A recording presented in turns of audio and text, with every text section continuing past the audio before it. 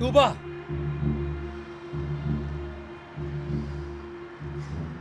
तुम्हें किसने बताया था कि तूबा यहाँ पर आने वाली है? एक नन्ही सी चिड़िया ने बताया। मैं तुमसे कोई मजाक नहीं कर रहा, इसलिए मुझे गुस्सा मत दिलाना। तुम किसने बताया तुम्हें?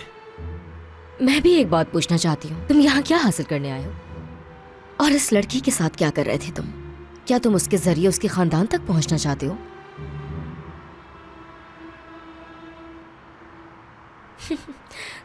तूबा की पसंद को भी सलाम है।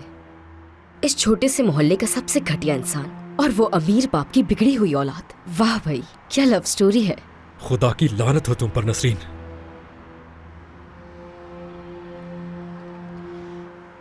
अगर ये बात करीम साहब को पता चल गई कि उनकी बेटी तुमसे मिलने यहाँ आई थी, तो वो सोचो क्या करेंगे।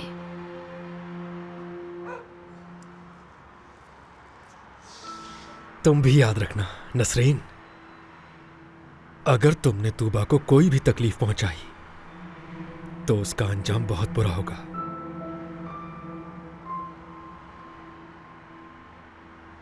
गुड नाइट मेरे जिम भाई।